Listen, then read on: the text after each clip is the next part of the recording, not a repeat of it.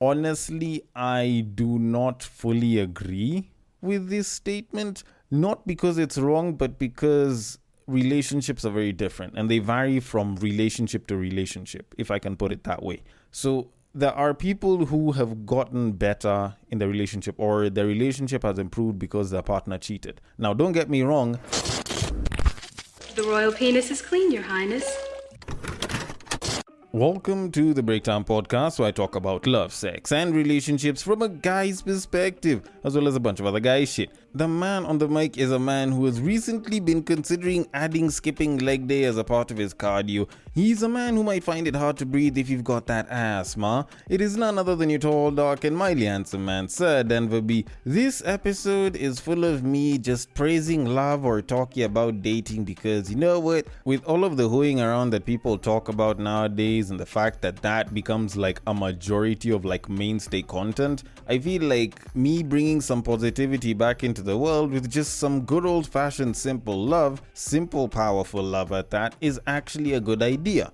Granted, it is also because I was busy talking about cheating in the past episode, and over the past couple of episodes, it's not like I've been like all about celebrating love. It's usually just the sex and the relationships and the dating. But you know what? I intend on throwing some love and, showing how good love can be on this episode. And considering that it is a Friday episode, it does mean that I will be diving into the very wonderful world of X, or is it Twitter, so that I can pull up a couple of tweets and break them down a little bit. Now, for the next couple of weeks, I do intend on making things a little bit different, just mildly different, considering that I will be discussing unpopular dating opinions before I can get back to doing the regular tweets, just mostly because I feel like it's something that gets talked about a lot, but people don't really sit down and like discuss the opinion itself. It's like there's a scenario or there's something that someone believes, but the opinions themselves in their raw, blunt forms aren't usually talked about as much. So I figured I might as well do that for a bit as, I work back into doing the typical tweets. Now, as usual, considering that this is a Friday episode, you can also contribute to the making of these episodes by sending in the tweets. And the process on how to do it is actually pretty simple. Almost sounds like a drill, and it goes like this.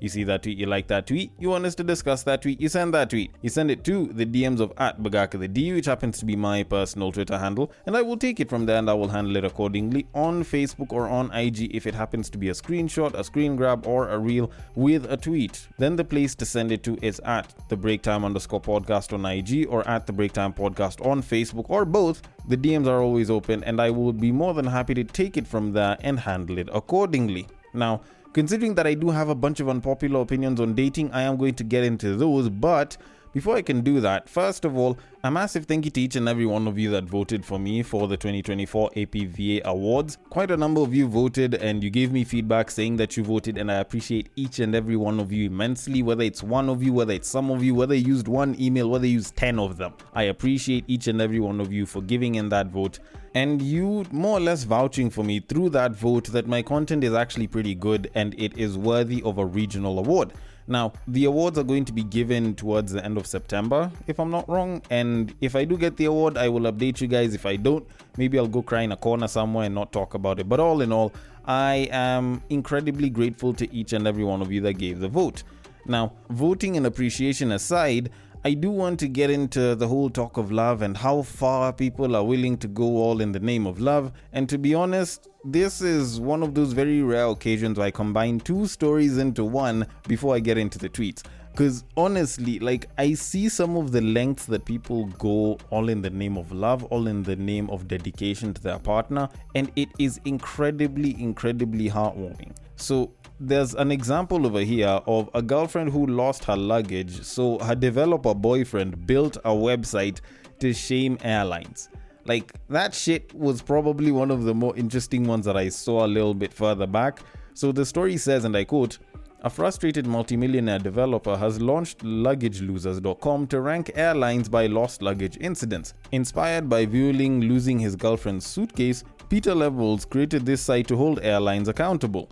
Using social media data, the site reveals Air India as the top offender and All Nippon Airways as the best performer." End quote.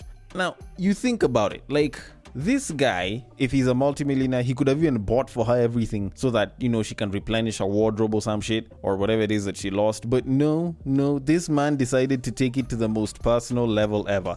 and literally put these guys on blast, which is like probably one of the most woke things I've heard a boyfriend doing for his girlfriend. Now, personally, if it was me, I don't think I'd have gone this route. I'd have just gone and bought up all the ad space on the site and then just posted up porn. You just post up porn there so that whenever people just log in, they find it so hard so that fewer people actually manage to book and check in. But I guess, having luggage losers is probably nicer because you can also get money from the ads, and you could just make sure they know how shit they are, and make sure whatever frequent flyers or potential flyers can also find out how shit they are so that they can go for an airline that actually treats their customers well. And that one was probably one of the sweeter ones that I saw a boyfriend doing. But the thing is, I'm usually not the kind of person to say this, but this is one of those very rare instances where I would probably say, in as much as the man has done so much for the woman, I have a scenario where the woman went above and beyond and dwarfs whatever the hell this guy did for his girlfriend. In 1985, there is a woman who spent a bunch of months getting a helicopter license just to rent a helicopter, fly it over a prison, and break out her husband. Tell me that shit is not wild. That is probably like the apex level of you showing love and affection for your partner. Now I'm going to read the story real quick because it says, and I quote, "Convicted bank robber Michel Vejeur, 34, and his wife Nadine, 35, executed a daring helicopter escape from Prison de la Sante in 1985. Nadine, who had been taking helicopter lessons for months, rented the helicopter and flew it to the prison where Michel and an accomplice climbed aboard. The couple landed at a nearby soccer field and fled, likely with a waiting car. Michel, serving an 18-year sentence, has a history of escapes and numerous convictions. Nadine, also with a criminal record, had been a regular helicopter rental client under an alias." End quote. Now tell me that shit is not top tier. This is probably the apex level of I would do anything for my partner. Because I'm trying to think about it. Luggage Losers was good. That was good. You put the airline on blast publicly in the most silent yet loud way ever. But now you're looking at someone who went ahead, broke her partner out of prison as well as someone else. I wouldn't be surprised if the accomplice is secretly the dude's fuck buddy, but that also seems like a bit of a complicated situation, because imagine you go and you rescue your husband, then when all three of you are there together, the husband is like, yeah, let's all go back to our place, and then at some point you decide to go out and get groceries and shit, and then you come back and you find your husband busy railing or getting railed by the other dude. That would be wild as fuck though. But all in all, minus the accomplice, this is probably one of the greatest acts of love I have spoken about on this podcast. And honestly, people talk about how annoying and corny love can be and how it just makes people look like fools and shit. But love is a very powerful thing. Love is a drug, if you kind of think about it to some degree. And there are people that love being in love. But I think in general, we just have to agree that love is a very powerful thing, and it can make a lot of people do some very insane things. And honestly, if these two case studies have anything to show, it's the fact that if you guys are in love, there are some boundaries that just do not seem like a problem for you guys to cross. And with that said, I think it is time to now move forward after sanitizing our palates to some very unpopular dating opinions. So while I was on Twitter not too long ago, there was a point in time I stumbled across one post that was asking people for unpopular dating opinions.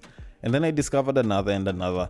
So what I did is I checked a bunch of them, and they all had such good unpopular opinions that I figured, you know what, I might as well discuss them over a series of episodes. Although, unlike a lot of the other Friday episodes where I would just break down a tweet and I'd only have 3, this one isn't really limited to a certain number. I just think I'll just discuss them as long as I have the time to, and we'll see how many we can stuff into an entire episode. And also, quick disclaimer, it's not like what I'm saying is supposed to be factual. Dating and relationships isn't something that has a certain amount of fact to it. There's a lot that's very ambiguous, but I am speaking from a bunch of experience of talking about and observing and case studies of relationships.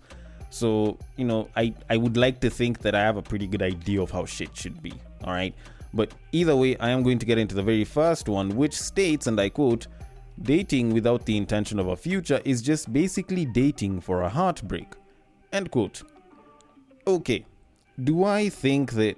Alright, so I don't entirely agree with this because on one end, I think people underestimate the value of just being together for a certain number of years.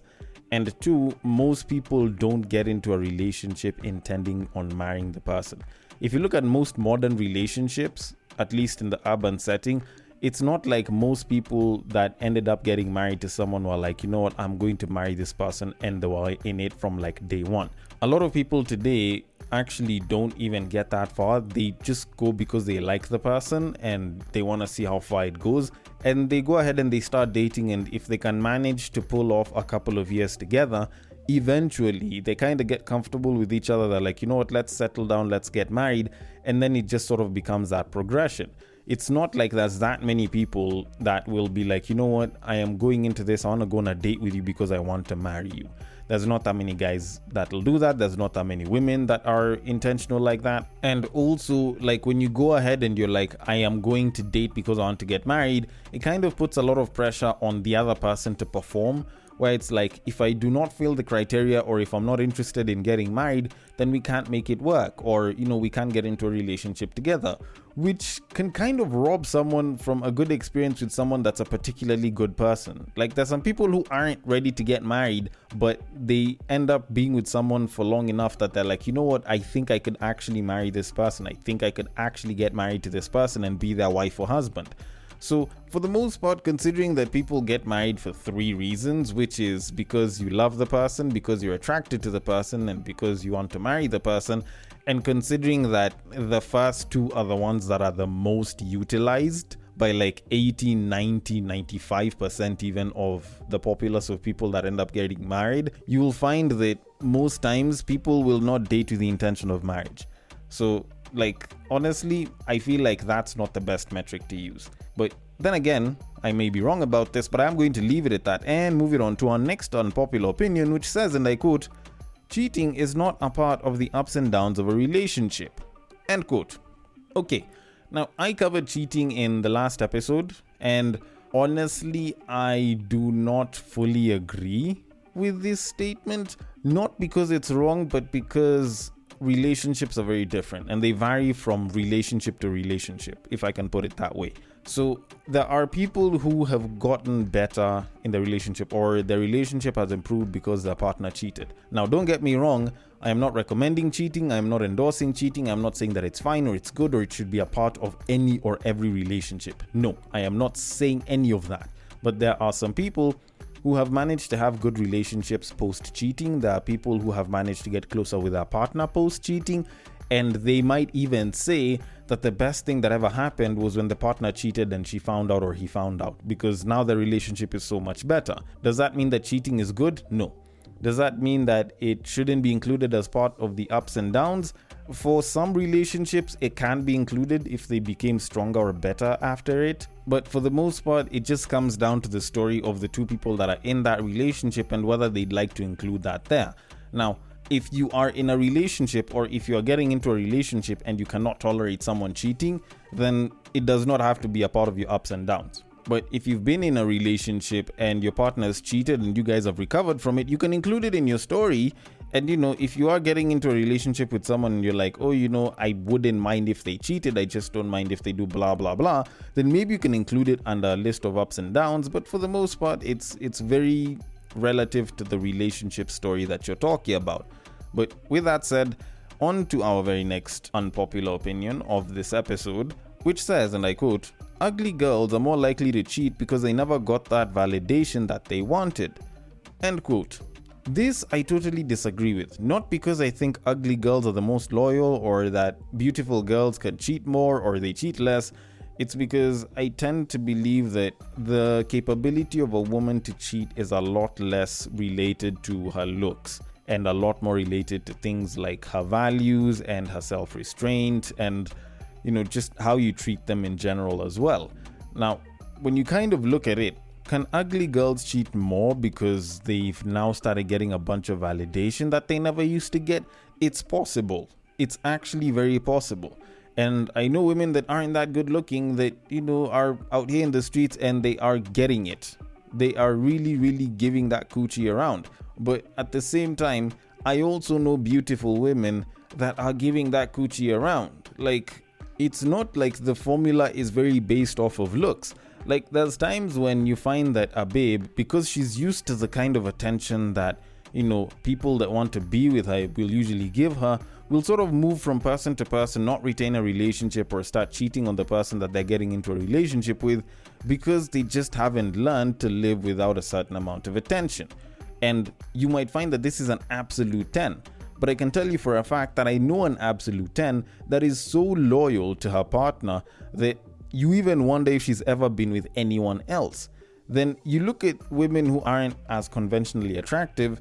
There's some that will get one guy and stick to that one guy for life. And then there's others that will be moving from guy to guy, from one guy that wants to smash to the next guy that wants to smash, because they seem to hype up and they just express interest and they seem like, they're pretty good at how they flirt and shit. But also on top of that, there's guys that get a good partner and then they drop the ball in terms of treating them well. So it's like they'll give some level of emotional abuse or emotional neglect, which can now push that woman to start cheating on them with someone else. So it's a lot less about the beauty and a lot more about the person's values and their level of discipline, as well as how you treat them as a guy.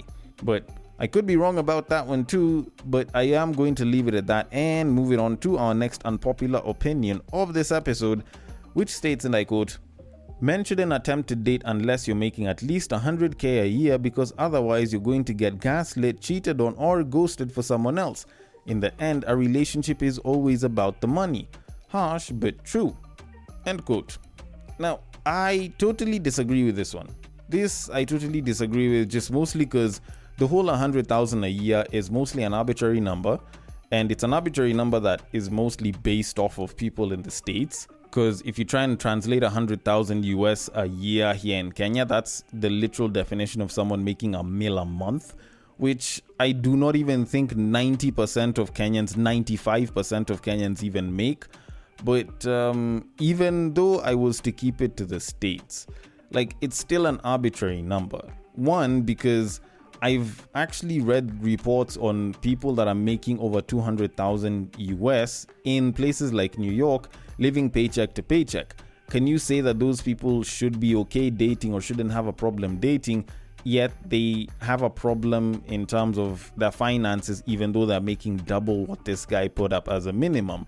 Although, considering that we're not in the States, I'm doing this podcast from here in Nairobi, Kenya, and I guess most of my audience is in Kenya and in bits of Africa. Well, I guess I can include the States as well, but it's mostly in Africa. For the most part, I could just say that it's still an arbitrary number. Like, I don't think there's an actual number in terms of how much you're making as a guy that would be like, okay, when I make X amount, then I'm good enough to date. And it's one of the biggest problems for a lot of guys nowadays, and it's something I've been preaching a lot, that we are getting to a point where men are feeling like they are too broke to date. And it's not that they don't make good money. It's not that, they're not making any money at all. Of course, there's those ones that are there, but there's guys that can also make good money. There's guys that make really good money that do not feel like they're date worthy, that do not feel like they are at the position financially where they can actually start dating. And it's putting this massive insecurity on guys and putting them in a position of not approaching women, and it's actually affecting the dating market in a very negative way. And for the most part, I'd say that it's a lot better if you have good financial management than a massive chunk of change, because